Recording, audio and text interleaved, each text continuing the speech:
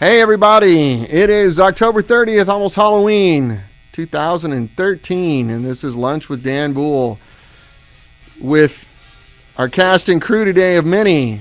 Right next to me is Bob Kulick and Brett Chasen over on the microphone, who's doing... That's right, Dan, and today's guest we have guitar luthier Frank Falbo from Rock Guitar Daily, Tonally Connolly. Tonally? Tonally Connolly. Along with the Sofa Kings, Bob Kulick, myself, and Miles Rose. Awesome. We have a man from Gardena who claims he invented the number 7. That's right. Former Secretary of State Henry Kissinger will be joining us. Yeah.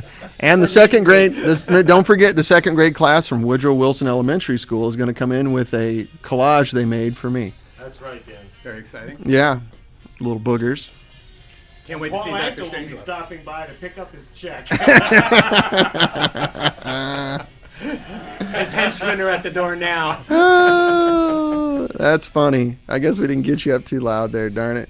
But anyway. Oh, you got the short ending version. That's great. Thank you, Brett. Not that short. We just talked. We just talked the whole time. Yeah, okay, fair enough. So the two fun things going on here today, one of which is this is George Lynch's 68 Plexi. This is the one he recorded all the Dokken records with, and Marzol amp. it's the Marzol. And oh yeah, I guess they couldn't hear that at all. See, I don't know if we're working here correctly. Yes, Mr. Scary. That's right. So For Halloween. Brett and Bob are working with George on a very private, On his spaceship. on a very private, Home planet. a very private, yeah. He's got a bicycle that can go through the air. And Greatest of ease, exactly. yeah.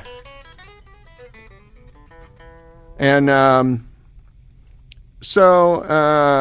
yeah, they're saying this mic still isn't coming through. Well, you got to give us a little more juice. Man, I had you You know hammered. what it is? For the intro, it was obviously much hotter. For the Sofa King thing, we just need to Okay. give it a little more of this. A little more of that. Kevin Geyer, what's up, brother? Come So I back thought here. I'd play George Lynch's amp without him knowing it for a minute, so don't tell anybody. Don't tell him. Do not tell But anybody. we'll take the best offer. So But man, if it's a somebody wants it, that's right. come down and pick it up before he gets back. And we're in Van Nuys, California, and the first guy with cash. We're down here Bring in cash. Van Nuys. Yeah. Lovely downtown Van Nuys. And, a little bit of cash, we're okay.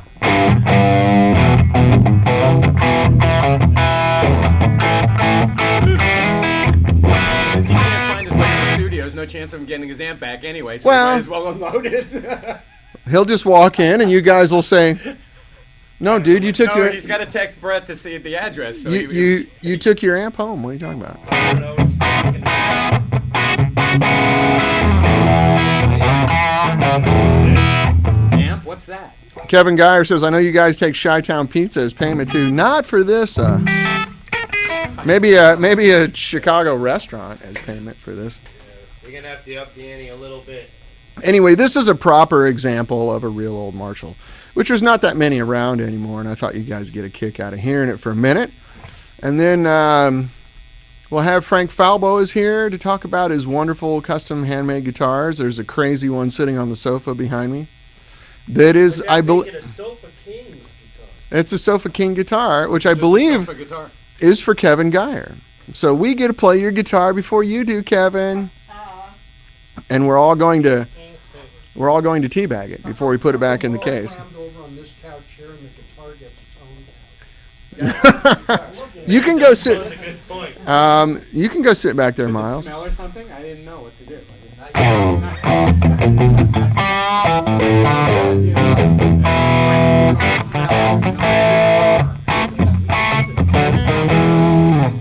Good. Man, this just sounds like a good Marshall. Just keep it. Like George's amp. It's got something unhappy, so if I take my hand off the guitar, it squeals. There are no mods on this Marshall. It's dead stock, Yeah. which is what I recommend. That's why it's a Marzol. Right. Don't mod a Marshall. It's like saying I'm going to hop up my Ferrari. Why would you do that? It's a work of art is the way it is. Like somebody customizing their car, Dan, you know. But there's certain cars. Okay, now you got a Camaro, customize it. Yeah, I love the guy in Vegas that You does got all a those customizations. you got a mid '60s, 365 GTO Ferrari. Oh. Okay. Don't customize that. Don't customize that. Don't put neon lights underneath it and a lift Just kit. logos, got it, Yeah, it's just a beautiful car. Don't do that. It is a Wizard 412 cabinet made by Rick St. Pierre up in Canada, and it has G12 H30s in it. It's actually out and about out there. Yeah. Well, I'm kind of killing Ustream right now. Let's see. This amp has some throw, man. It's just a monster.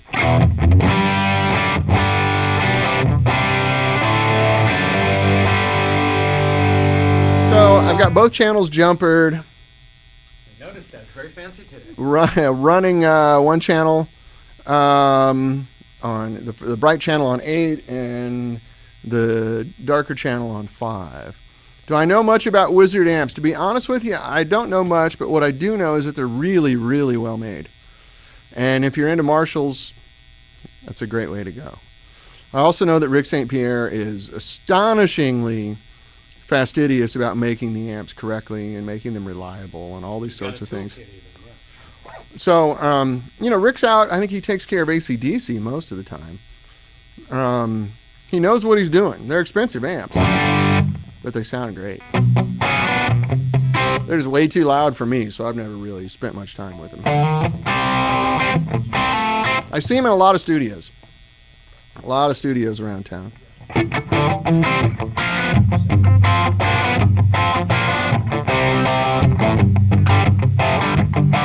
These were the amps back in the day that somebody like Clapton would just crank up all the way because it was Right. a preamp stage.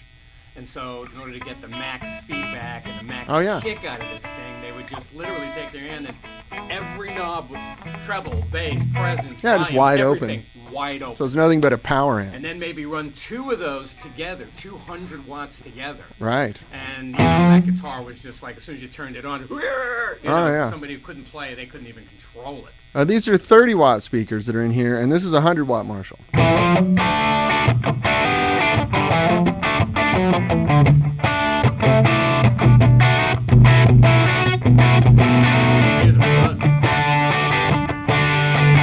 But all your classic Marshall riffs are just right here. I don't know how much of that bottom end you're getting, but here in the room, it's like fun. It's nice. And this is a properly built studio too, and we're feeling it. But all that shit, man.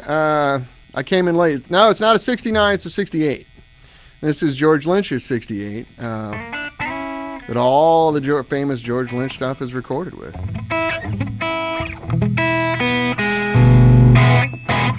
So I can get all of my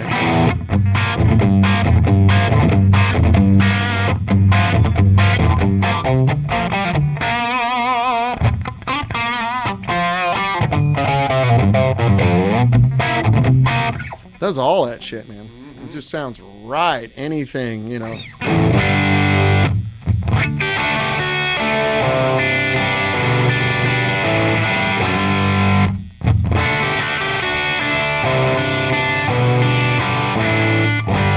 Ziggy playing, you know the words.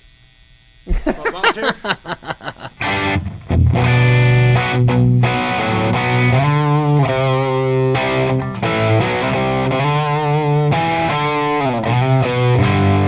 Sounds just perfect. Any silly Marshall standard.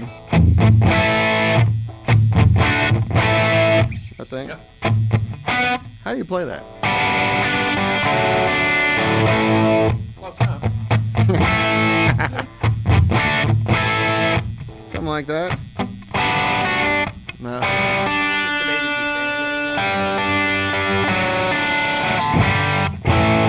That's it.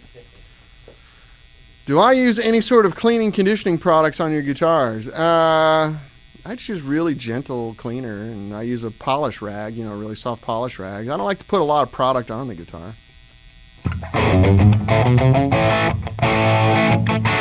Lodvar, what's happening?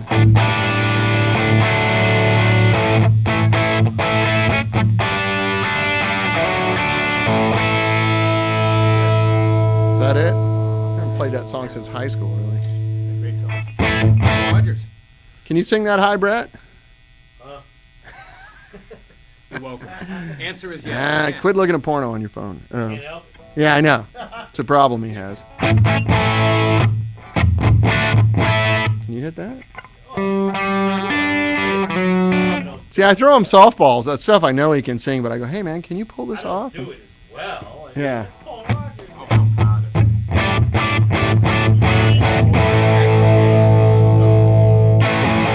I go middle position, roll the neck pickup back a little bit.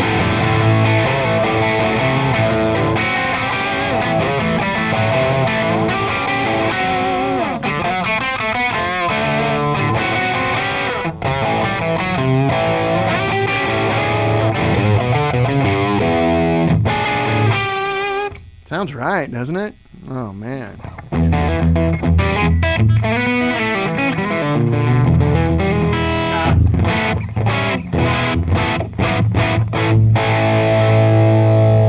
Anyway, great Marshall. Go Cat Go. Hey, Tony, what's up, man?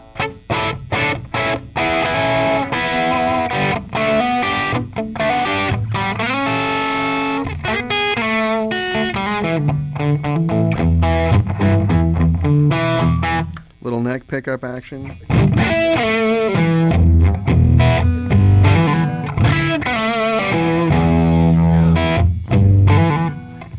Friends, they all told me, man, there's something gonna blow. You know that song? ZZ Top's first record. ZZ Top, yeah. Man, there's something gonna blow your mind.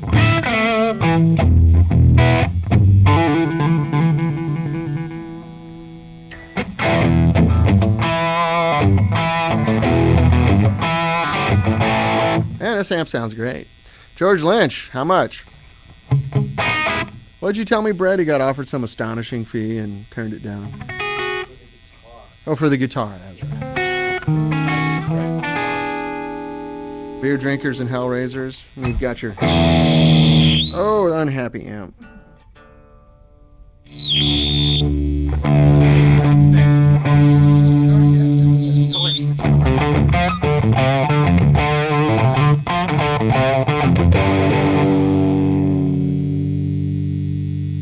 tunes because he cares.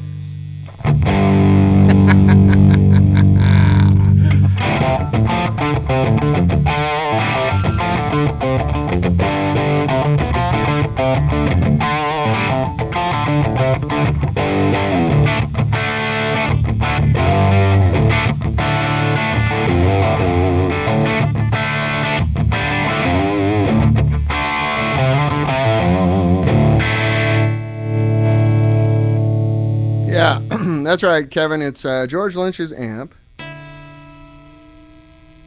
It's either ground issue or a really unhappy tube. Woo! No, it's the signal to George that someone's playing to his amp. Yeah, it's George's security system. I didn't do the fingerprint ID on the back. It's attached to his GPS. You know, we used to do this thing, Miles, you probably remember this, when we first started making prototypes and nobody knew who we were. They felt free to like go in and go, oh, no, I want to change this resistor or this cap or whatever. So Mike used to put a switch on the back of our amps, and in big red letters it says, don't touch this fucking switch. And what it basically do was just throw a ground and the amp would squeal and howl like that. And you couldn't reset it. It was a one-time thing. You'd have to actually go in there and reset the switch. And people would call and you can hear the amp and the phone. And Mike would just be like, did you touch the switch? Well, yeah. What does it say on the amp? It says, don't touch the switch. Okay, put it in a box and send it back. He was total like his Dumble moment. But just like, don't mess with our prototypes, you know? Like, prototypes are sacred. Don't touch them. Amps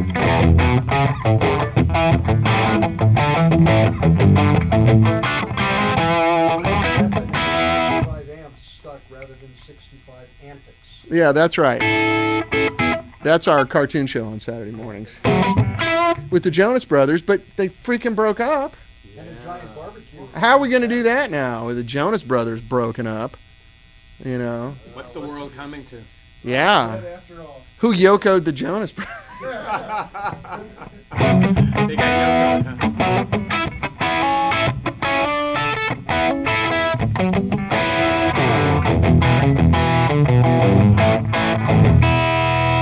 There ain't nothing wrong with this amp except for that. But that's fixable. Other than that.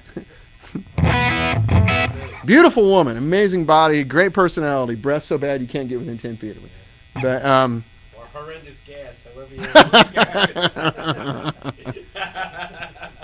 You bend her over, she makes this horrible sound. Stop. Sort of like that sound, right? Yeah. Hey, baby, how about a little? Indian food last night. George, what's up with that? Probably not fresh, but that was. Let me apologize in advance for the Sofa Kings. You know, so look, it's supposed to be a man show. Manly man with manly guitar. Yeah. Well, George is good. That's right. It's also got that.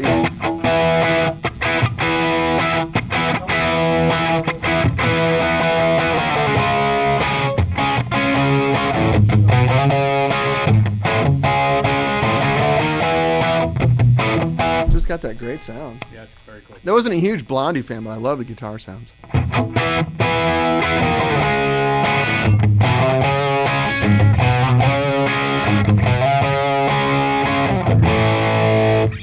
Yeah, that's it. Yeah, see? Whatever. Then there's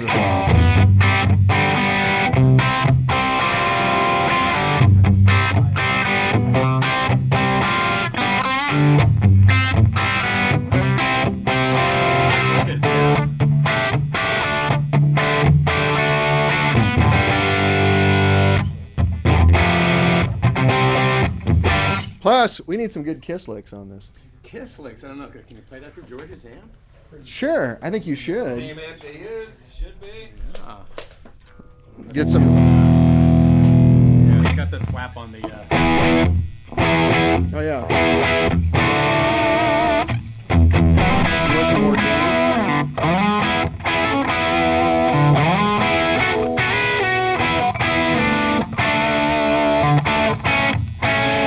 In honor of the passing of Lou Reed.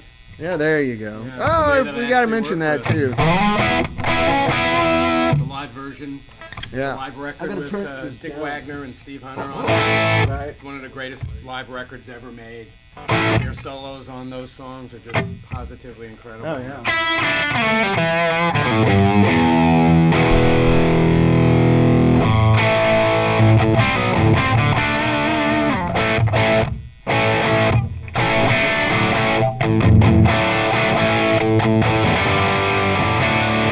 Rock and roll animal. Look it up.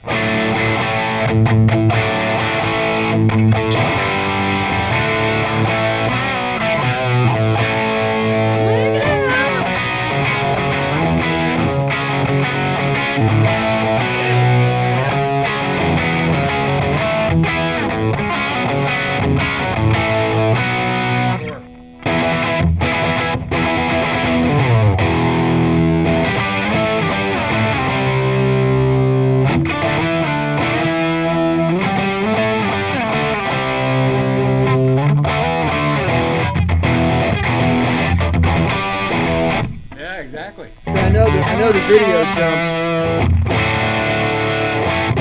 when they're watching it. The video jumps. So if I go like this, it looks like my head's going. Ching, ching, ching,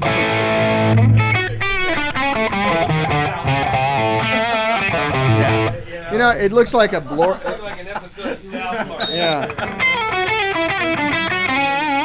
It's just getting the internet speed up. Yeah, that's what I'm saying.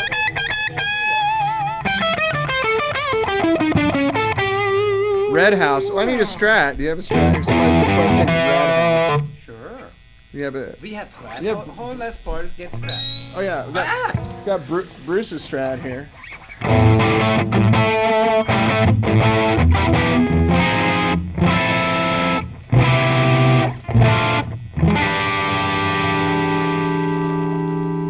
What's that?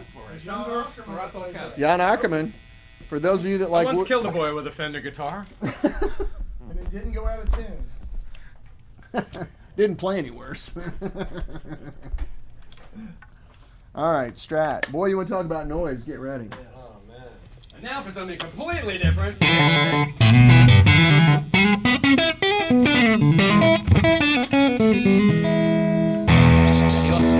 Some really good squeal in there. Yeah. What I got to do there?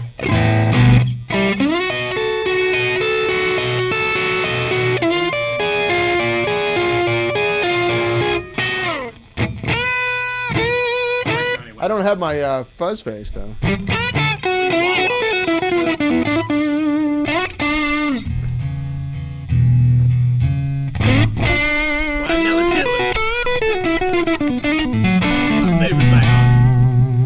My blues name on every blues name calculator is Spider Legs Wilson. He played with Coolidge Tonino, didn't he? Yeah. I used to, yeah. No, it wasn't Coolidge actually. It was his brother Murray. Oh, Murray Yeah. Tonino. Yeah. You know Murray. Yeah. That's fucking great. Harp Ryan player. Mellon Chitlin's bastard son. Right.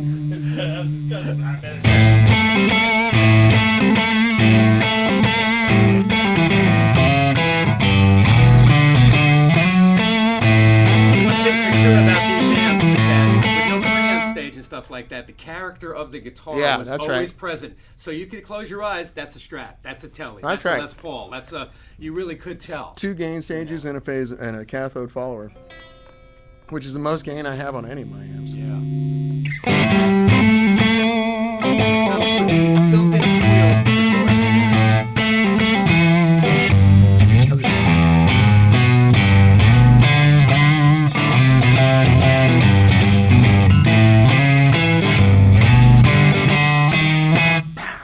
Feeling a little manic depressive today? What's that? Feeling a little manic depressive today? Yeah, with this amp, it's just perfect. Just have 1 second. Here, check it out. Oh yeah. You'll be in the back. I mean, this thing definitely has the, you know, the. Oh yeah.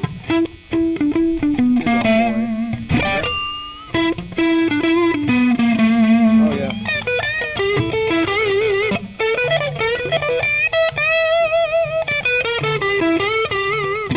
Very nice.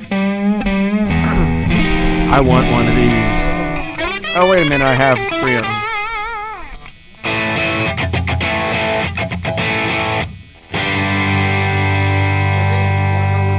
Coming from? Huh? Uh-oh, we have an instant. Basically, your output section is oscillating, Yes. and the reason it's oscillating is you have 3 GE 6CA7 tubes Oh, and what else? and 1 EL34 Oh, small bubble. how do you bias that? Well, Well, George puts his finger in the hole and sees what happens. I don't know you because it's and Miles is going to make it work. well, Not right now. Not without new tubes, and not without him saying maybe he likes it that way. So Or whoever we sell it to can fix it.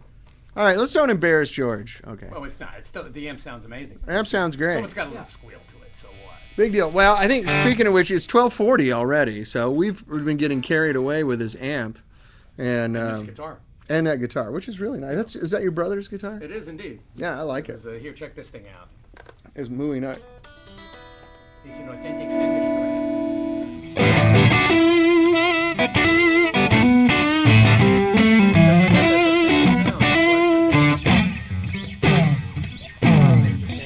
Yeah. Is it? The They make Japanese good ones are great. They make good ones.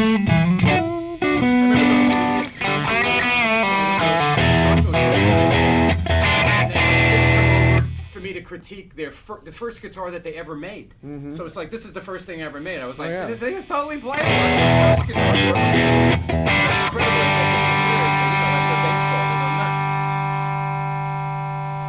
Dan V1s and Mullard and V2, Live, Smooth.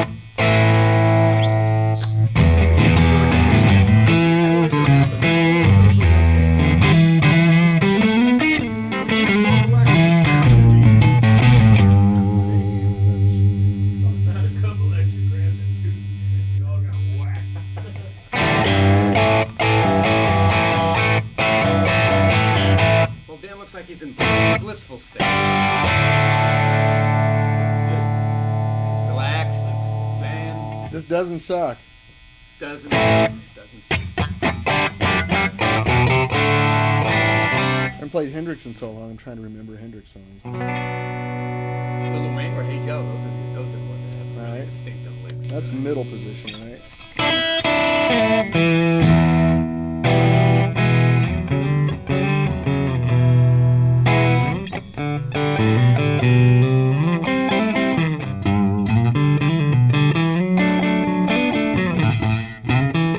That's certainly the spirit of it.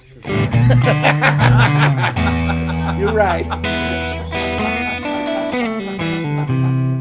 Man, I just don't attempt to play exactly like Hendrix. It's just no one can do it. So I know it's I know the licks and it's still like as much as you try it. no one can do it The right. nuance. And it could have been that he was left-handed. It just sounded different because he was left-handed. I mean, that sounds crazy, but it's not.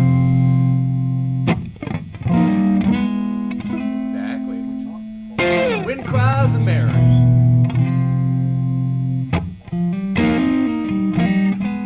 Hendrix is really great. That people don't really give him credit for is his knowledge of chords. The guy really knew Lots of inversions. chords. Lots of inversions. Hardly ever played a. Yeah. He always played, Yeah, he had great voices. E7 raised 9 chords, all sorts of stuff that E7 chords, the way he framed those, his minor chords and stuff. Exactly. The little wing stuff which he got from Acoustic was spectacularly executed by him. Which is some of that stuff. All that stuff. I mean, that's how I learned how all that shit.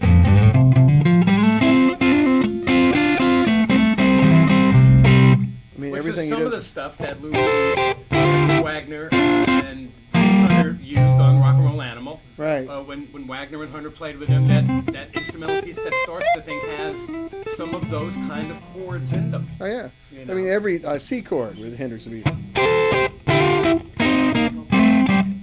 Sure, Yeah. absolutely.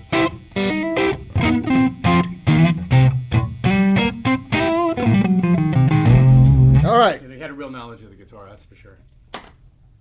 Thank you, Sayonara. George Lynch. And We'd like to thank Danica for allowing George's amp to we've be been here. playing this thing for over an hour. Wow. It's I'll take it good. to the chamber. Thank you, to the chamber. That's Back to the perfect. wall with you. And let's talk to Mr. Frank Falbo. Let's talk about these guitars because they're extremely cool. Do we want to try to mic one up? Do You could. It's your call, buddy. you want to try to? Should we? Take the windscreen off. It's a condenser microphone. Oh, okay. Well, he needs to talk too, though. Well, then let's just lower that. Okay. Let's do that really quick, and then we'll try to be quick, and then I'm going to get Tony on here, and we're going to talk about the radio show. Hi, Dan. What did I miss? Oh, not much. Elvis and the Queen did a duo, and That guy that invented the 7. yeah, that's right.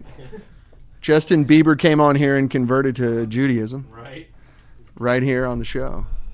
And then we had a Moyle come in and fix him. It was a boxing match between Muhammad Ali and Betty White. Yeah, that's right. She killed him. And Ed Ames threw an axe right at my balls. Let's see. So what you get? Let's see. It's all good. We can talk. Ladies and gentlemen, Frank Falbo, Hi, everyone. Falbo Guitars. Tony is having a radio show with me.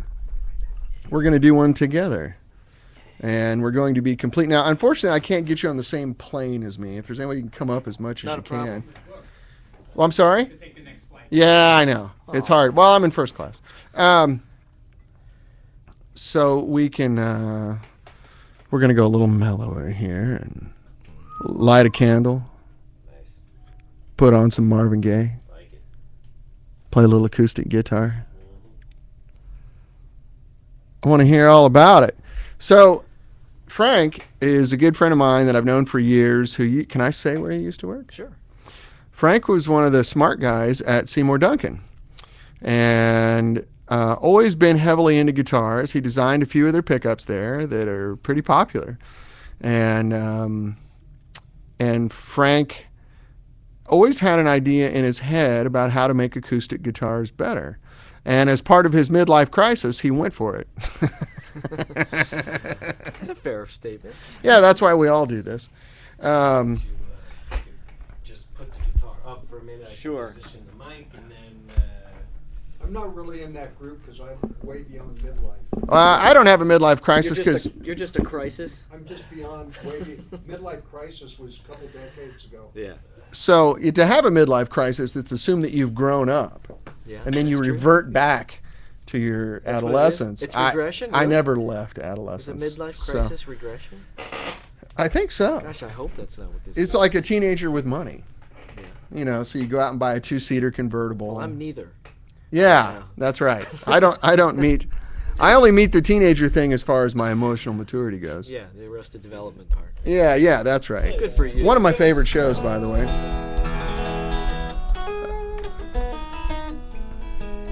Oh, yeah.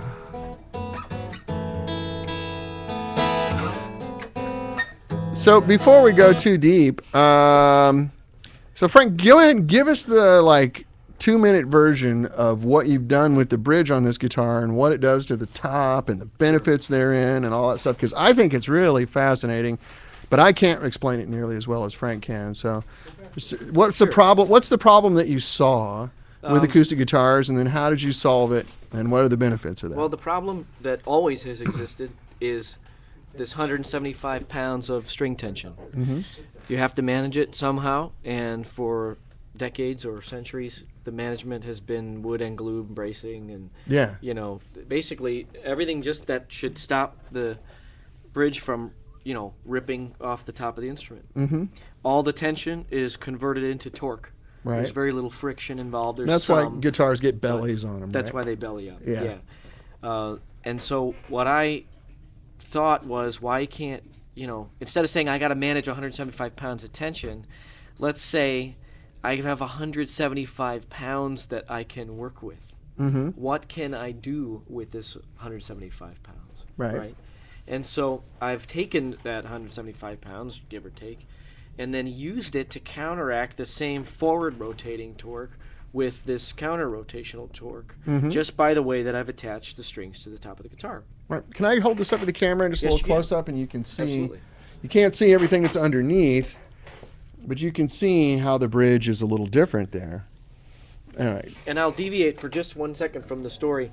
Today is a day of oddities. I have another unique guitar back there. This Right. is a fan fret guitar that I just have coincidentally finished for somebody. So when Dan shows you this bridge, it looks very angled, and that is true. It is. That is because It's not distortion we're from in the a webcam. Fan fret. Yeah, it's Yes. not. Although funny enough, when you take a picture of it with an iPhone, Uh-huh. the fisheye lens on the iPhone makes the frets look straight. Really? Yes, if you take a picture of it, Oh, wow. anywhere around here, they end up looking Yeah, all straight across. Because you can see up here. what, Because the lens does that. right, right. It's Very just kind of nice. a funny thing. But anyway, so in doing that, there's a bunch of these other side effects. One is that now I don't have to have any bracing behind the bridge at all, and I don't. And what does that do for the sound of the guitar? That means that the top is more lively. It's all the things that we like, just like this old Marshall amp. It's all the stuff that we like out of the old guitars Mhm. that have survived to this date. Right. They were more lightly braced. They're now delicate sounding. The What's that pitch noise? has come out of it. It's duct tape, I think. Oh, okay. The pitch has come out of the wood. Everything has gotten just more. We use these marketing terms all the time. In my case, I struggle because they happen to be true, but they sound like everybody else's claims. Well, coming from you, it's valid. That's okay. I hope so. Yeah. Yeah. There's everyone struggles with believability. I can tell you that this is everything since the sliced bread. But Oh, I've played them. These guitars are very special. thank you. Thank you. Yeah, no, they really are. And so you get more more activity out of the top. You don't have to hit it as hard to get it to make the good sounds that we like. It sounds a little bit compressed when you're playing it softly, so that just by playing it lightly, the guitar really wants to vibrate. Yeah, the soft things come up. They do, but Yeah. it doesn't overload when you hit it hard. Like if you want a Right. guitar that sounds delicate and present when you play it softly, that's generally speaking, maybe that's an underbrace guitar. Right. And that guitar is going to overload when you hit it hard. Right, you can push it into flub. Correct. So there's very few instruments out there that have survived the times that can handle all the dynamic range that we might want to throw at it. You know, we've got our finger picking guitar, and then we have our chord strumming guitar. You know, some guitars that are overbraced, like a modern day, you know, guitar from, let's call it one of the big boys. Yeah, we don't have to say names. You might have to hit it pretty hard to really get it to go. Mm-hmm. And so these, you know, a lot of instruments, they have sort of that idle point. And if you're not playing up to that level or underneath that level on some guitars that are delicately braced, then the guitar's not happy. Right. So I think we've made something here that is happy to be played in across all, you know, dynamic ranges. Yeah, yeah. And all different kinds of playing styles. It's very true. I mean, my experience with it's been, it's kind of an eye-opening experience. There's a lot of detail. There's a lot of unexpected performance you get out of it when you're playing soft. You don't have to hit it hard. And lots of really nice sustain, but it does feel like an old guitar that's lightly braced. Yeah. But exactly what you said, you can't push it into brutal nastiness. That's correct. What's Frank's contact? Say again? What's your contact information if people want to? Oh, falboguitars.com. Mm-hmm. On Facebook, it's Falbo Designs. Falbo Designs will probably expand into things, you know, greater than just the acoustic guitar. Really lightweight area. amps and stuff. No. Oh, okay. Well, you never can say never, right? Yeah, I know. No. That's right. Well, we might retire someday. Sure, yeah. I might need to go to a gig and carry a 19-pounder. So you got a gig like an assisted living place at 2 p.m. Correct. Yeah. Anyway, that's a whole nother You conversation. don't need to be lugging around an Yeah. amplifier that has an actual tubes and a transformer. That's right. That's right. You know, you That's just right. don't need that kind of headache. And you got cream corn in your gig bag. Yeah. Yeah. Your set list has fonts like that. Anyway, go ahead. Yeah. Never say never. That's an inside joke with Frank, and I will stop now. Yeah. But anyway, so which model guitar is this? This is it's a dreadnought, but it was a dreadnought done with the fan fret. So it's the multi-scale. Mhm. So you got a 25-inch scale up top and a 26-inch scale down below. Oh, wow. So the top, you've never played this. You're welcome to play Yeah, it. I'd love to. The top is Gibson-y. The bottom is not Gibson-y. And everything responds differently. You know, it's So lively.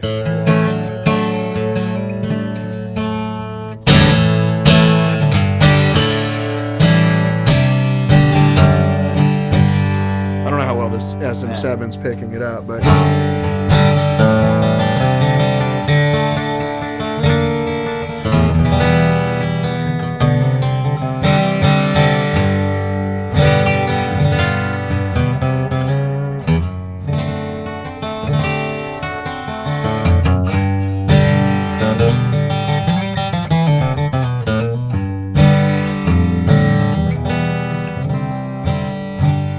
all your love's in vain.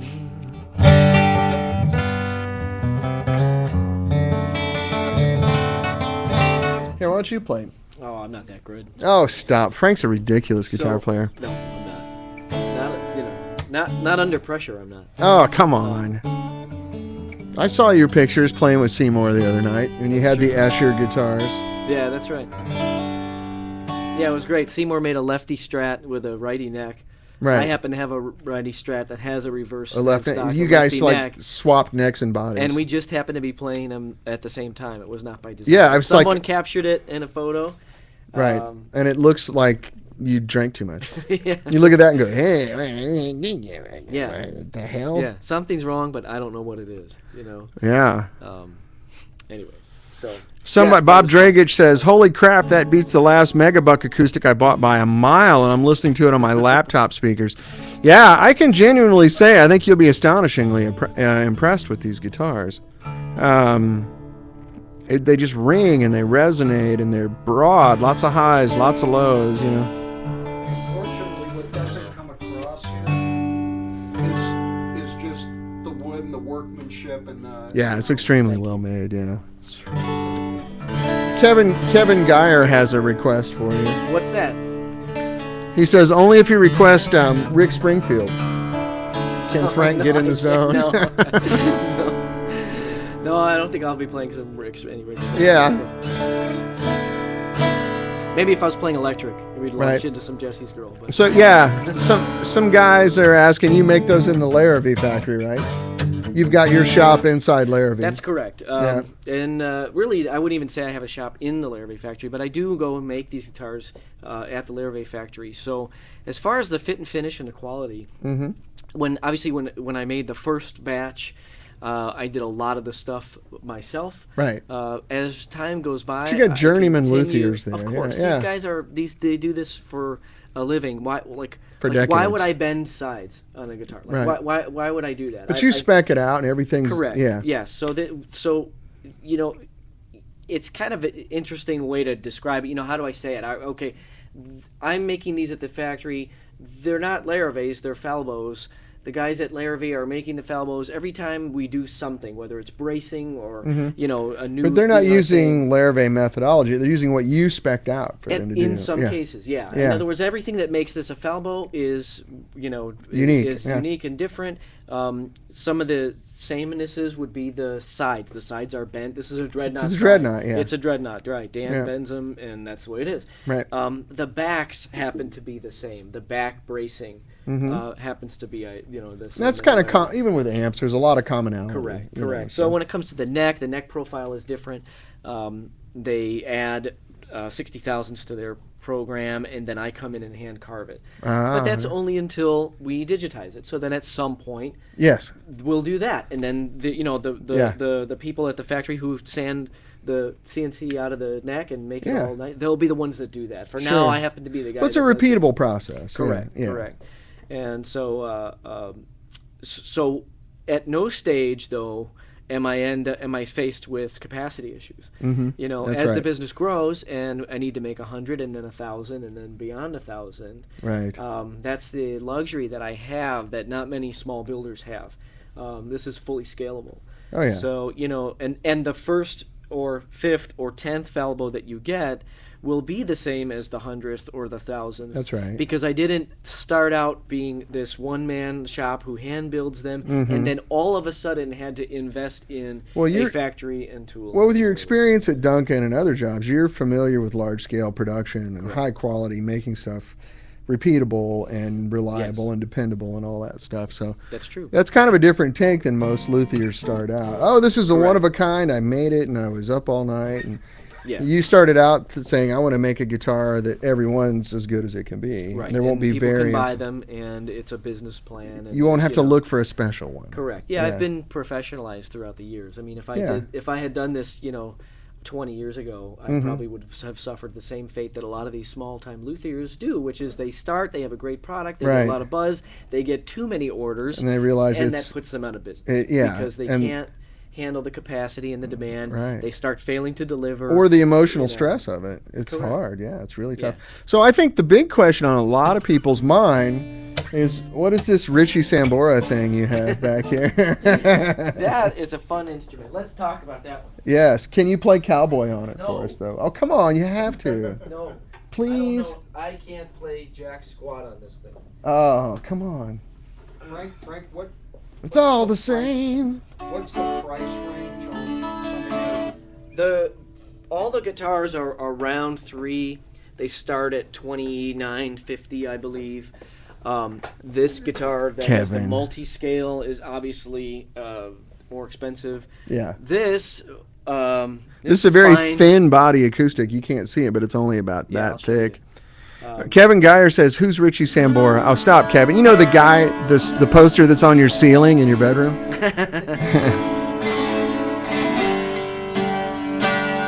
That's the guy. Yeah, the guy that just quit Bon Jovi, right? Yeah. That's the guy who faked Tim Pierce's solo in the Runaway video. That's Richie Sambora. Yeah, that's right. Yeah. Now Richie's a super dude. He Come is, on. He is. Frank So- mocked me for years about my Farrington, so you had to make you a real one. True. Yeah. This is Kevin's. We're playing it before he is. You're getting a chance to see it and play it before Kevin gets it. But yeah, you guys can see it's really thin. Sorry. Yeah. It's nothing compared to what I've done. Yeah. In the shop. So Yeah, so it's really thin, right? But it is made from one piece of wood. This center piece is a completely hogged out piece of mahogany that has a few little vines in it for structural stability to handle the string tension so the guitar is not going to collapse. I don't know if it's coming across on camera, but it's just an absolutely beautiful piece of wood. But I'll hold it up close before we're done. The top's totally floating. It's a true acoustic guitar. Right. Wow. So for being that thin, I'm getting pretty good volume out of it. It's loud, yeah. I don't have the headphones on, so I can't tell. How Hey, it listen to sounds it. You can zero in on the mic. Let's see here. It sounds fantastic. Oh. Yeah, good enough. Plug that into the producer on clean. Yeah. Yeah. Might sound great. So there's the 6-string side. 12.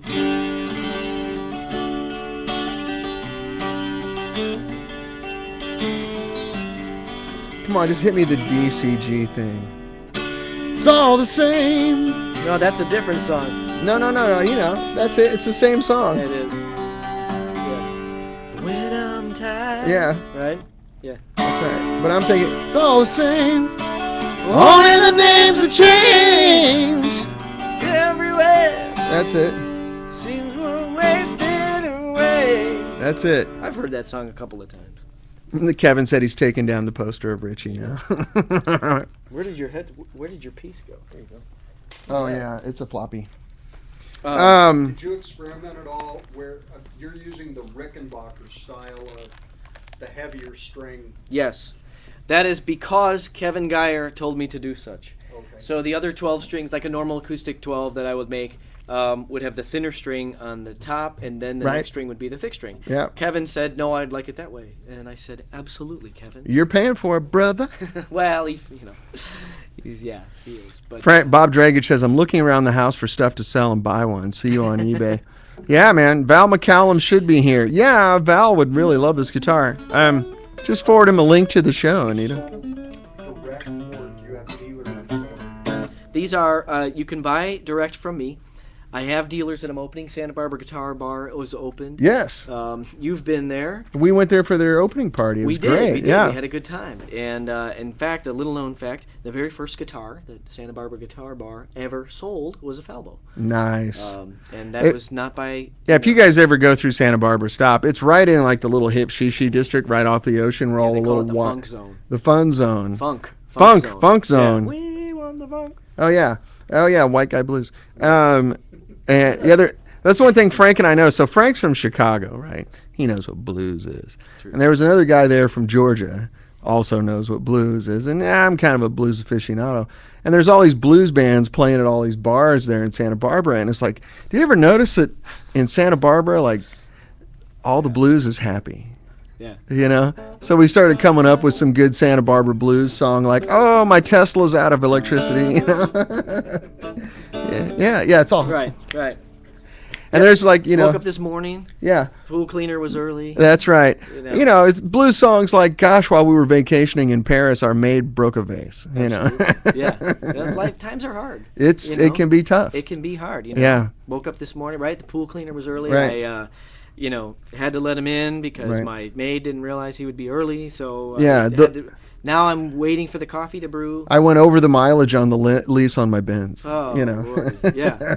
Can it get worse? Yeah, I know. Right? I'm serious. It's bad. Really, you know? Then someone pointed out, and you go, look here, and there was the ocean. Right. It was beautiful, and there's like a Caribbean cruise ship out there, and it was gorgeous, like sunset time, and you kind of like, what do you got to be sad about if here? you were raised in that environment, I would submit that exactly. it's very difficult for you to understand. You know, it's like, oh, the Eagles aren't coming here this year. Yeah, but no. Yeah, exactly. My friend Jamie Shane hails from Chicago, came out here in the 60s. It was with Canned Heat. I don't know. If you have it, you never lose it. Right. It is like riding a bike. Right. But if you're born here, like I fear for my kids. My two youngest were born here. Yeah. And I will... There will be frequent trips to Chicago to put real life into We're going to the South Side and get some ribs, and we're going to go hear a band. Yes, you will experience real life, you know, not the ocean every day. Not to go off on a tangent, but so when I used to go up there and play in the 80s, when I first started playing music, growing up in Missouri, you go play Chicago. That's the big city that you go to. And, first thing you want to do, growing up in Columbia, Missouri, you don't get a lot of exposure to that culture. And so I was like telling everybody, like, dude, you got to take me. I need to. Yeah. And they're like, oh, you want to do the South Side? Are you sure you're comfortable with that? Yeah, the real place. I'm like, no, I'm fine with that. Trust me. Radar, I never get in trouble. Right. It's all great. This was 30 years ago when things weren't as copacetic as they are now. Right. And they're like, well, we're not going to take you to a bar. And I'm like, well, what are you talking about? I want to go to a bar and hear a blues band. No, we're going to take you to a house party. Oh, man. And I'm like, you're kidding me, right? You go to these, these row houses that are just really tall, and there's a blues band playing like in the kitchen. Yeah. They moved everything out, and I'm the only fair-skinned gentleman there. That's right. And oh my God, they throw down. Like I heard stuff, I just go, oh, literally like 17 years old with tears in my eyes, going, oh, that's it, right there. How do you do that, fine sir? Right. But yeah, I went down there many times, barbecue and blues, and oh shit, it's so good. How do you do that? Be broke for 10 months at a time. Yeah. That's how you do it. And the thing about it was, I can't teach you that lick. Yeah, and every time I went there, be down. You got to feel for it. A while. Yeah, you got to feel it. Yeah. And deciding between the Tesla and the Fisker is not. Yeah, I know. That is not the stressful enough situation. That's right. My CPA says I can't get the new one this year. Yeah. I have to wait 6 months. Yeah. Yeah, Frank, plug it in. Oh my gosh, I don't know about that. We're gonna blow some stuff up. Any store recommendation for Austin, Texas? Yeah, Guitar Resurrection. Jim Lehman is the guy you want to go see. He carries our stuff and a bunch of really good stuff. And they have good barbecue and blues down there as well. Different kind of blues, though. Different kind of barbecue. Different kind of barbecue. Just definitely. as real, though. Oh, yeah. And not as real as Stubbs and Ironworks and all that stuff. Beachfront blues. Yeah. Or tri-tip sandwiches. That's right. But I digress. Like, my sail has a hole. Yeah. Yeah. So but dealers, there is a new one coming up. You guys know Music Zoo in New York? Yes. The Music Zoo. Yeah, they sell some of our stuff. They will be on board shortly. Mm-hmm. In fact, the jumbo and the little parlor that I have here will be there. Oh, cool. Let me pull that jumbo out. Oh, yeah, let's do it. Let me show this. Let me hold this up to the camera. Yeah. So people can see the figure on the wood. That's all lacewood, right? So it's a lacewood top and back mahogany core. You wouldn't really do a lacewood topped acoustic. But without the torque, right. I can. Which I see this amazing large brace there in the back that you have. Yeah, well, that's part of. Which looks like Churchill cigar. That's the lined core. Up there. That's the mahogany core. Right. But it floats from the top and the back. That's so cool. Gorgeous, gorgeous, gorgeous. Oh, thanks. All right, one more guitar, and then we got to talk to Tony Conley for a few minutes. Don't laugh about CPAs. I'm going to have to clear the Falbo by with one. Yeah, that's fine. Santa Barbara Blues, man. Ah. Holy moly, look at that. Is that tuned down to D? It's flat and then dropped. Oh, man. How's that coming across? Good. You want to hear it? Holy crap. It sounds fantastic in the cans.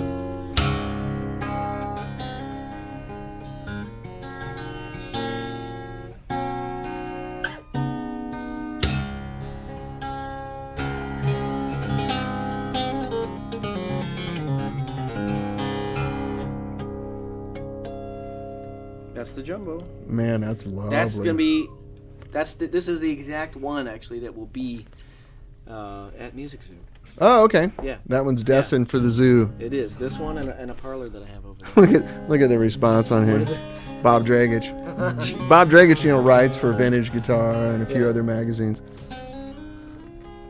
Yeah, it sounds insane here in person.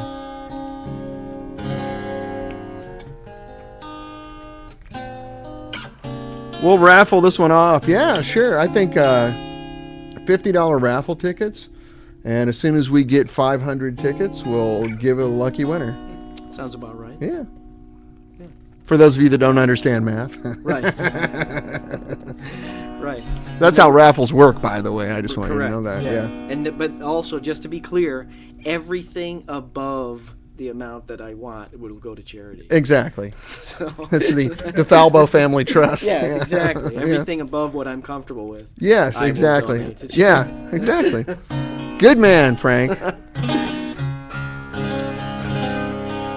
So yeah, that's it. Another thing that happens, just to touch on this stuff before we hang up the proverbial phone, I don't even know if I even brought this up with you, but Yeah.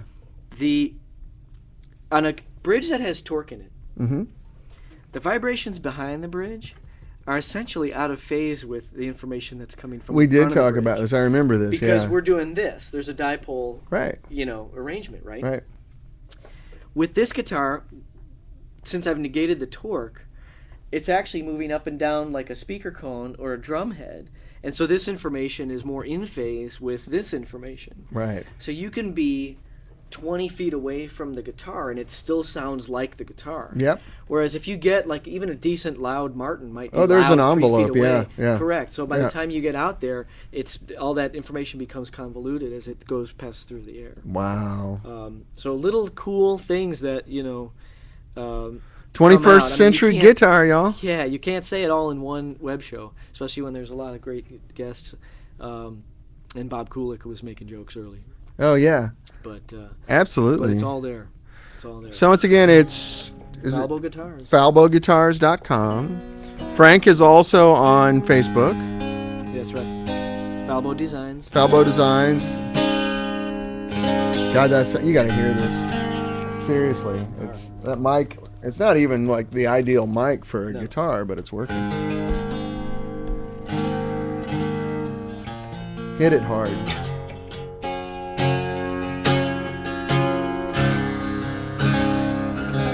Yeah. Here's that information back here.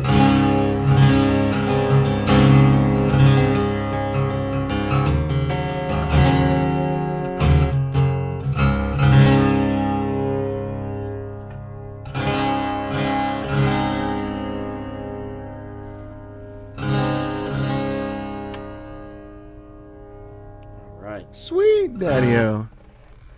Man, that sounds good. Thank you Thank so much, Frank. I'm Thank you for glad you having brought me. that in. I don't. Did I play a jumbo before? I can't remember. Maybe. Let me see it Couple for a of moment. chords. Can't Couple of hurt. chords. Don't get used to it. Scratch.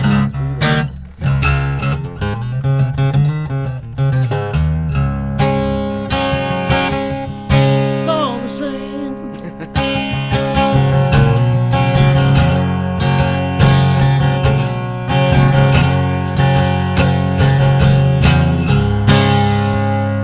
Sing it.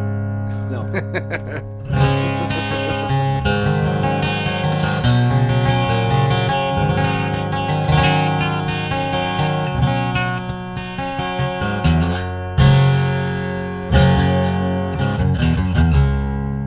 Ooh.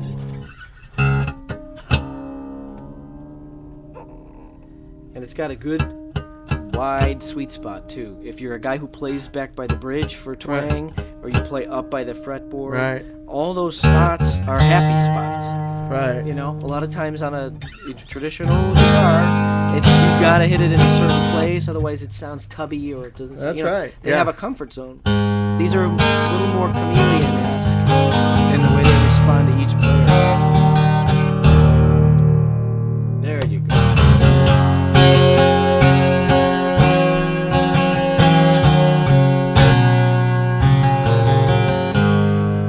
Just piano, man.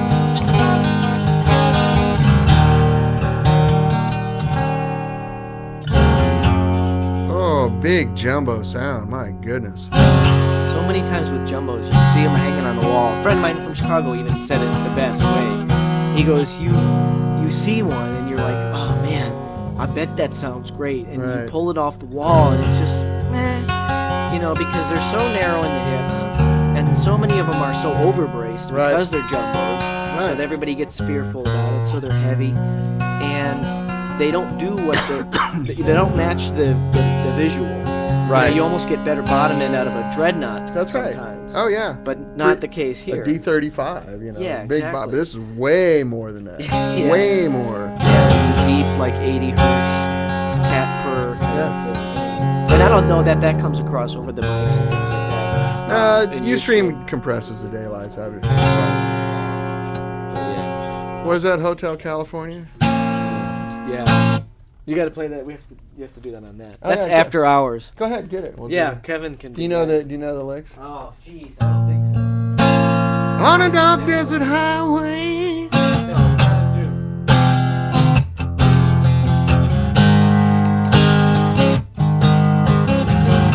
I can get up this. What's that? Give me an E there. Oh, we're a Here's your half E. step down. That's right. Oh.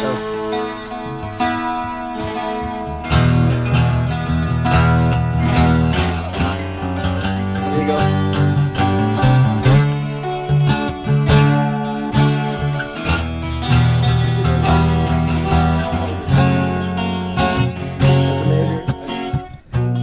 Dark desert highway, cool wind in my hair. I'm a half stepper.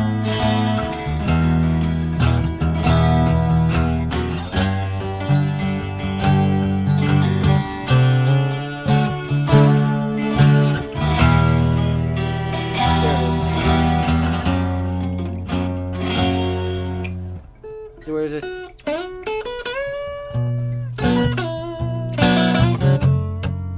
That's about that solo.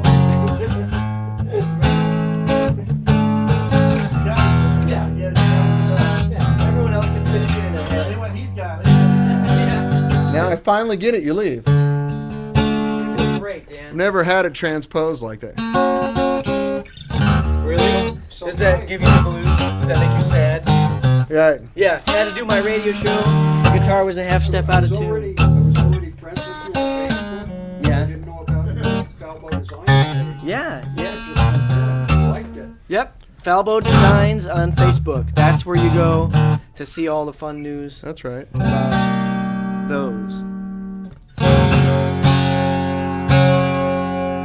Relatively clutter-free, other than I think I spammed that I would be here today. So, That's not spam. Valuable information.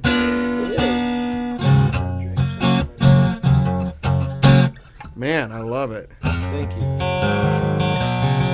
Yeah, is there a capo laying around? No. There's other stuff to do. We're good. I can play it down. What do you play?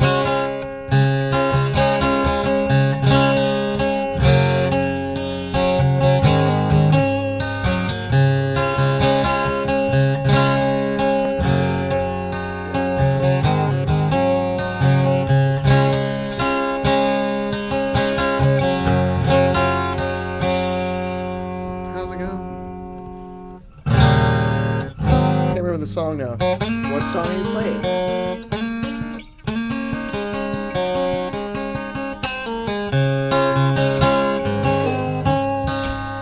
Yeah. It doesn't make sense down this low. It's got to be up here. Okay. The funny thing was, I didn't see that come out. You have a capo, Brett? Yeah. That I could use? You know what time it is? Yes. Yes, I do. Yeah. Oh, yeah, I make it a point to always know what time it is.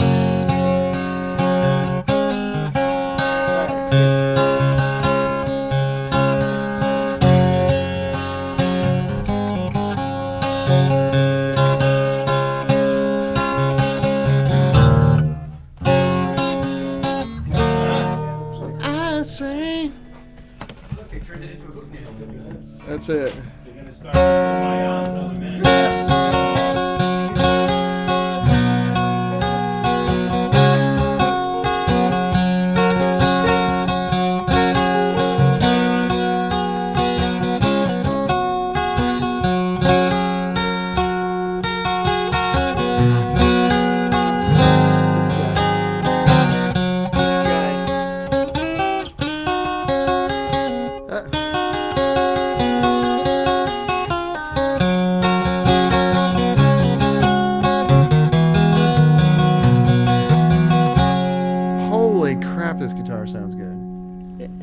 That's what I aim to do. Honestly, I can't really fathom that it took this long. You know what I mean? To get here. You know what I'm saying? It's yeah, you got years into this, right? I do, but from when I launched the company, I'm not even 12 months in. I mean, you remember me bringing you I know. some prototypes, showing you some stuff. Yeah. And I am, this is a new launch. So to get where I am now, in this period of time is amazing. Is that right? But it's right enough. What did Bob say? It's the spirit of it. Yeah. But the design idea, just the understanding of torque and why torque turns energy into something that is counterproductive. It's like how is no one getting here by now? There's been other attempts to do stuff like that. Yeah, I know exactly. I mean, I have a few little things that I do that to me just kind of seem like, why would you not do this? Like, this is the problem everyone's faced forever, but they just go, oh, that's the problem. Like, well, let's fix it. Right. My big thing is crossover distortion. Like, get it out of amps. And people go, the fizz and the fuzz and the like, get rid of that. And, Some people don't think that that's a part of the, for example, in Marshall amps. That's part of their. Well, for Marshalls, yeah. But if you want to do something other than Marshall, right. And as true as that is, it doesn't mean that you have to be there tomorrow. Do you know what I mean? It's like we are kind of married to tradition in this industry to a great extent, and for good reason, because these sounds that we're hearing, are precious sounds. But the way that they were achieved, and the way that we can go about getting them, or getting what we feel is like today's higher fidelity current version of them, is so different. I mean, these Martin guitars that we want to emulate so bad today, they didn't even sound like they sound today 40 and 60 years ago. My D28's 30 years old. That sounds way different than when I got it brand new 30 years ago. Right. So you have the perfect, it's. bench I mean, test. the 71 Marshall I bought in 1983. Sounds way different now than when I bought it. Yeah. And it was 12 years old then, relatively fresh, but not new. Yeah.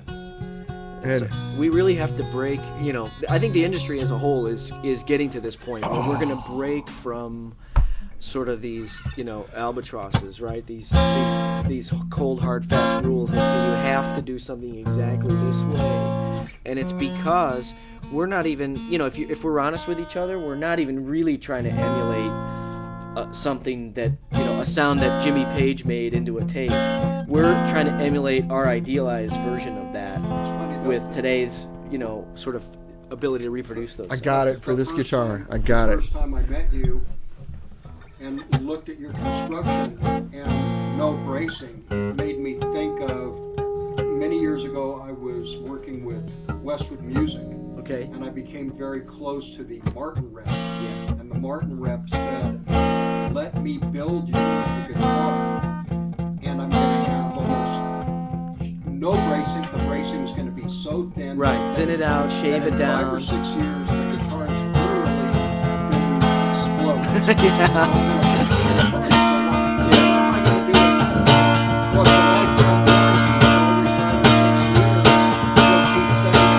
Right, that's a good plan.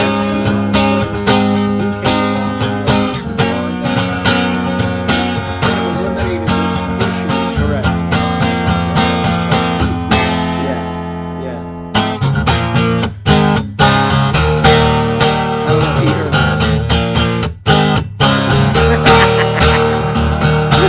that. Man, that is just dead on. Did you hear any of that? Like,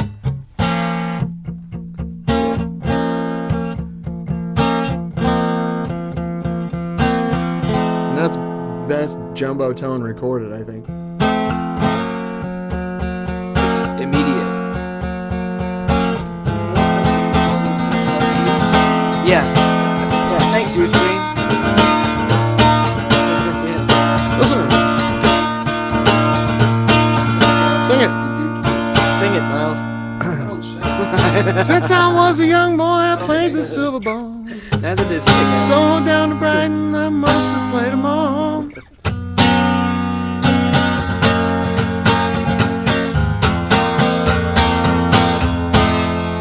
It's perfect. Even this SM7's getting it.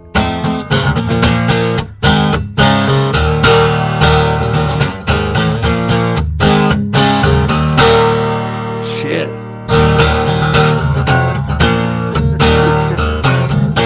Unacceptable response. It's like that Yeah.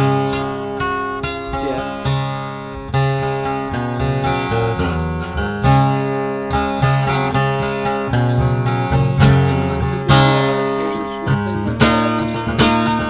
I did. Isn't that What was the outcome? crazy? He played him. He liked him. Actually, I happened to have some guitars, and I showed him to him in the parking lot. But I had no idea I would see Chad there. It's a crazy. I saw it, and I was like, "This Wow. is crazy. I gotta." I texted Dan, and I said, "Chad texted down there. Doesn't know. He knows I am. I know him, but just."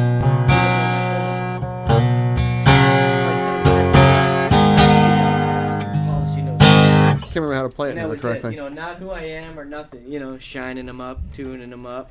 He goes, yeah, that's not creepy, you know. And so, at some point, you know, I told him, I mean, you could see him smiling at me, but at some point I told him to look up, you know, and he did, and you know, what the, oh, it's you, you know. Unfortunately, if Taylor Swift's name, Yeah, you know, yeah.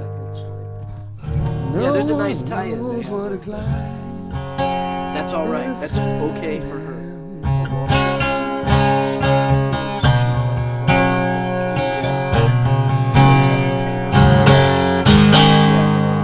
Yeah. Yay. Yeah, that's good. I'll put her name on it.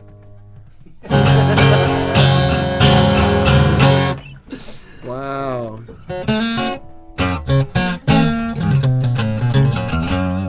Holy moly. And I mean that moly with an E. Yeah. What does that mean? Does that mean something? Mole sauce. Holy mole. Yeah. Got it. I want to do every Gibson Jumbo thing I've heard. his association with Harvey. Let's have personal conversations this time.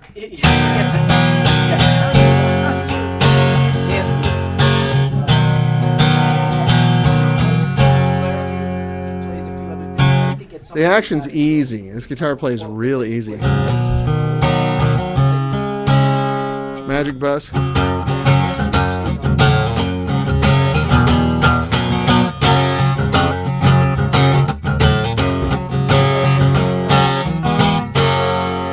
First cut is the deepest. How does that go? You were just D. playing it. Is it? Goes nuts. Nothing before that. He was playing it a minute ago. I know, but I blanked. I could have given you. Is it in D? Maybe I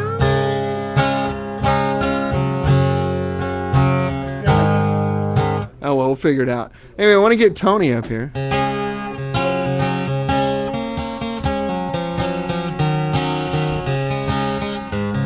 Now, where can you buy these? You can contact Frank directly. Yes. Right now, Santa Barbara Guitar Bar, Yes. Music Zoo shortly, and always, yes, contact me directly. And, you know, 2014 will be the year of dealers. That's it. They'll be available in a lot more places as time goes by. But again, less than 12 months in right now, so this is the time. So if you ever feel like we generated a ton of business from the show and you want to be grateful, Yes. which we haven't done, I'm just saying, Right. in the future, Right. holy patootie. I don't know if you can pointing to the guitar. Yeah. Who's your buddy? Who's your pal? Dan Boul. He is. Right. He's a good guy. I mean, it's just crazy. I don't know how it sounds on the stream, but I wish you could be in this room hearing this because, yeah, it's like, this sounds like what I always wanted a certain company's guitars to sound like. And I'm not talking about Martin because we know how they sound. But this is just, when Dan digs in, it just opens up and it blooms so nicely, and it has this nice airy top end, and it's just, I'm beside myself. There was a guy who works for a company that rhymes with Taylor Swift. Yeah. And Rhymes with what? Taylor Swift. Oh, yeah. And he said, It's the biffed guitars. he said, he was like, we kind of all agreed that when you really hit one of those guitars hard, they get ovation. Like they just can't handle it. There is a big bass oscillation going on. Where is that? When I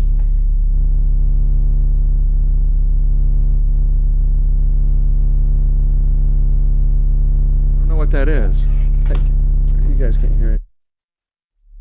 There's a big, huge bass oscillation going on. Like big. the standing waves of the jumbo, buddy. Is that what it is? That went away. No, it's not. It's still there. Holy weirdo. That's... Amps, cabinets. Nothing's on. Nothing's on. Nothing's howling. I mean, it's on standby. Guitar broke the studio. Who knows? Maybe there's something. There's probably a helicopter outside or something. This is L.A. where we have helicopter traffic like crazy. Let's see here. You're also broadcasting from the air. Were you guys landing your helicopter on the roof? We just got this giant bass oscillation that came through the whole thing. Here, Bob, check this guitar out. This is crazy. Crazy good. Crazy. I'm actually got a little bit of sweat going on right now. I got excited playing it. Really? Yeah, it's kind of sick. It's sweet. Ladies and gentlemen, Tony Connolly. Come closer, Tony. Closer. Move that mic in as much as you can. Let's get intimate. Yeah, man. Let's get in it. You all saw us fall in love. Yeah, I did. I did fall in love. Speaking of falling in love, let me bring this whole day together. Falbo comes in. He used to work for Seymour. Right. We all know Seymour- Frank. Yeah. Seymour's the guy. He goes, "Look at that girl." I go, "That's the girl I'm gonna marry." Oh, Seymour introduced you to Monica? Yeah. That's In a roundabout way. fantastic. I love It was a that. good day. I sold Seymour a '63 Strat that day for his kid, and I got a wife out of the deal. That's not a bad thing. Full circle, babe. Full circle. More full circle. Kulik was talking about the untimely passing of Lou Reed, which is horrible for the rock and roll community. Man, it's back. Hang on a second. Uh-oh. Something about these mics interacting. I pushed that one mic and it came back.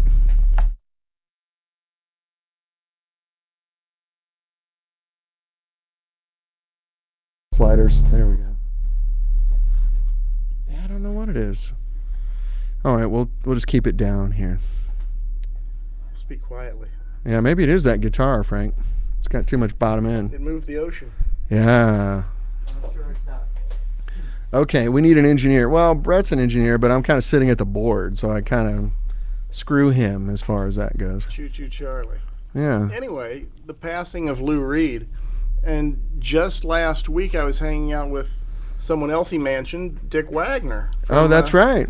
Hunter and Wagner, and we had talked about Lou Reed a little bit. And then Friday night, I think I did a show and I played Walk on the Wild Side. Nice. Lou was permeating. Lou was everywhere right before he went away. Yeah, we didn't really say much about that at the beginning of the show, but God bless Lou Reed's soul. Thank you, Lou, for everything you made us think about and stretching boundaries and being that guy that you were. We're never going to forget you and always be grateful for you. So Brian Eno kind of said it all when he said, well, 30,000 people bought the first Velvet Underground album, which Right. isn't very many, no, but every one of them went and started a band. that's right. And Bob, now which Lou Reed records did you play on, Bob? Coney Island Baby. Coney Island Baby. So Bob actually knew Lou pretty well, and we're very sorry for your loss, my friend. I know it's a tough one. Kind of a shock. Absolutely, and he really wasn't that old, though, was he? 71. 71, But he which had in a baby boomer years is like 47. liver transplant this year, though. Oh, is that what it was? Okay. You know, back in the day, he was a pretty excessive character, Yeah. shall we say. Yeah, I understand. Well, I'm sure grateful for Lou, and An amazing lyricist. yeah. Lou did his job well, Right. Genius. Yeah, absolutely. unquestionably. And I just loved his. I don't care. Now, and speaking You of, know, like I do what I want. I do what I do. I do what I love. If you don't like it, That was pretty much his attitude. talk to the mic. Yeah. I mean, Yeah. You think about a record like Metal Machine Music, Mm-hmm. which was just feedback and stuff like that. That was it. That was the whole record. There was no singing. He's there was no feeling it. melody, was just, Yeah. I had this idea about making a cacophonous noise with some guitars and feeding back and all this stuff, and there it was. Right. not to Very mention the cool. fact that it drove RCA crazy because they had to put it out. Some people call that the contractual obligation album. Yes, that's right. But he took it seriously. But and no, actually it's the record art. that I did was right after that, so they were Yeah. so concerned, you know. But he had bona fide songs. Back Oh then. yeah, Charlie's Girl. Yeah, yeah. Baby and all that stuff. great you know. record. Yeah. Great record. Very. Song Calling on Baby, you know, where he says, you know, to his, you know, his lover, you know, I'd give it all up for you. That was the Rachel album. Correct. That was That's yeah, correct. yeah.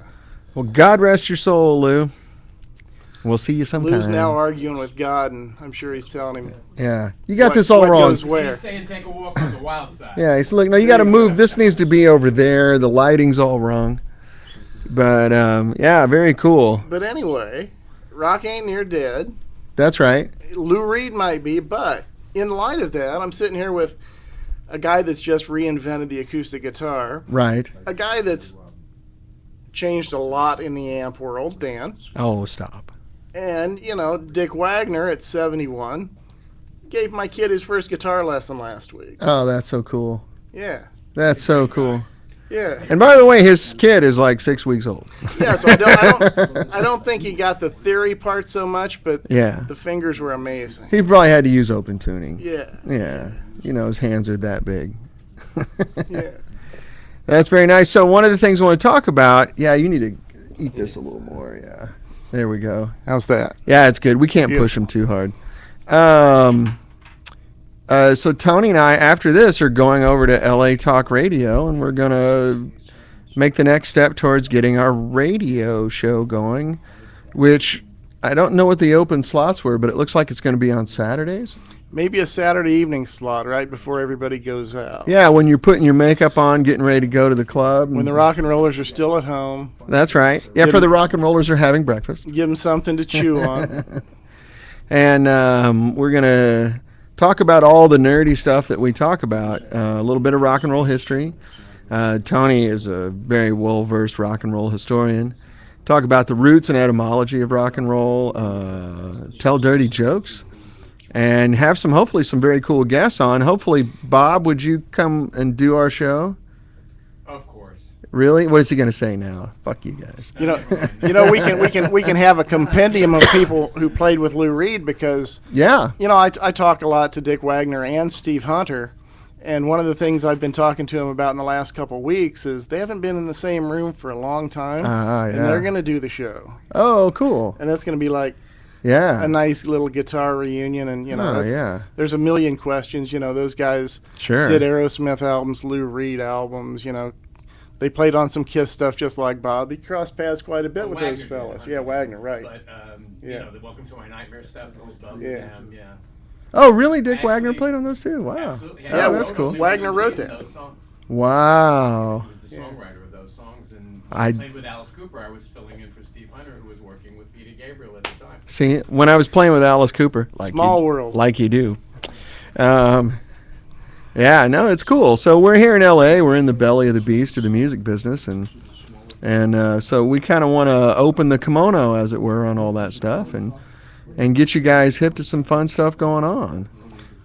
Another thing I wanted to mention, I'm going to be back in town from the 10th to the 18th. Yes, Probably be back here. Probably going to do another radio show with you. right. Yeah, we're Also, going to do the Flow Guitar Enthusiast show. Going Right. on that week, I think at the Avalon Theater, they're having a benefit for the Dolphin Project, and the band that's playing is called Kings of Chaos. Oh, right. It's Slash, my pal Glenn Hughes, Steve Stevens, Corey Taylor. But anybody in the LA area who's tuning in, check out the Dolphin Project at dolphinproject.com. It's for a great cause, and it's going to be a hell of a rock and roll show. Awesome. Now we got this weird oscillation back again. That's so bizarre. Well, it must be saying go to lunch. Go to lunch. I don't even see it coming up on the board, though. That's what's weird. It was the jumbo. Yeah, that is seriously. There must be a helicopter outside. Here, listen to that. See if I'm crazy. Let me check the other room, see if something's wrong. Wow, it's a definite rumble. Yeah, but it's not coming. I'm not seeing it. What's weird? I only have it in one ear. Yeah, and I can kill all the mics, and No, if I kill the mains, it goes away because there's no signal coming. Are they hearing it out in the world? I don't know. Do you guys hear that low end rumble happening? Check 1, 2. It's way down in the range, but it's not external. It's in the room. Yeah, I don't know. That's what I think. Slightly. Okay, well, we'll live with it for a minute because we're about done anyway. Bizarre. So I've got the guitar mics off. Turn off my voice mic. I don't know. I think we should just end it anyway. Yeah. We should just wrap up. We'll Put be it to okay. bed. The prototype. Yeah, let me talk about the prototype really quick. It's a 4EL84 version of the Producer, which I'm extremely excited about. That look I had on my face when I was playing Frank's Jumbo, same look I have on my face when I play this amp. So I'm going to try to have it here on the show in about 2 weeks, and you can hear it. It's Miles is radioactive, he says. Oh, that's your friend, Instrumental Arts. Is that his new name now because he got in so much trouble with the other one? Yeah, well, since we're not allowed in the restaurant anymore, Oh. if we bring him. Yeah, exactly. Will the radio show be syndicated? That's our ultimate goal. Yes, Rock and Roll Willie. But you can listen to it on latalkradio.com. And it just went away. Whatever that was, now it's back. That's so bizarre. It went away. Okay, I'm tripping. But latalkradio.com. The show will be archived as well, but that's the goal, is to get it syndicated. That's one of the things Jeff wants to talk to us about. He knows how to do that, and we can get it around and get it on, iTunes radio and all those sorts of things. But you will not be surprised when it happens. We will publicize it well on Facebook and everything else. And you'll know what's going on. But in the meantime, one of the things you should do is check out Tony's Rock Guitar Daily blog and website and everything. He writes all kinds of really fascinating stuff and talks to a lot of really cool cats, and has a really great way of interviewing people where he kind of really gets in, and they tend to open up a little more. And then you throw me on top of that, who's not afraid to say anything dirty or vulgar. I think it might work. I think we're going to have a pretty good time. Yeah, I think it'll be very cool. But anyway, so it's 1:45. We have a long show today because we had lots of good stuff. You've been reading Tony's blog, yeah. Thank you. And As the folks from Guitar Player magazine say about Tony's blog, it has larger readership than all of the guitar magazines in print combined. yeah, that's right. It's one of the most read things on the internet. So if you don't know it, go check it out. It's very cool. Well, so it's 1:45. We should sign off. Big thanks to Brett Chasen and Bob Kulick for letting us invade Office Studios again. And once again, so long, Lou Reed. We're going to miss you. And thanks to Frank Falbo for bringing these amazing guitars. I am officially ordering a jumbo guitar, but I can't pay more than a little bit of money for it, so I'll have to work that out. Tony Connolly, thanks so much for coming. Thanks for having me, as good always. to see you. You guys will see Tony again, and you hopefully hear us. And there's a chance we might video stream the radio show as well. So that's one of the things we got to talk about today when we go over there. On MTV, wasn't it? What's that? Video killed the radio. Yeah, video streamed the radio Exactly. stars. Yeah, that's it. If you change the lyrics slightly, that's exactly right. Yes, exactly. But anyway, yeah, what an action-packed show. We were not able to get the 92-year-old woman from Glendale on who knitted a mosaic of Martin Luther King. But, or Matt Damon. Matt Damon. Was Matt Damon here? You've seen the Kimmel thing? Yeah, I thought it's so funny. It's so funny. It's so good. Anyway, thank you guys. Thanks to everybody. And Kissinger. Yeah, we left Kissinger hanging. Holy moly. Dr. Strangelove will be here next week. Dr. Strangelove himself will be here next week. And yeah, it was the second grade class from the Woodrow Wilson Middle School or elementary school. Was going to come in and sing "God Bless America," but we missed that. Still waiting outside. Yeah, little They're with Henry in the green room. little bastards. All right, fellas, take care. We'll see you next week. Thank you so much, and have a good time.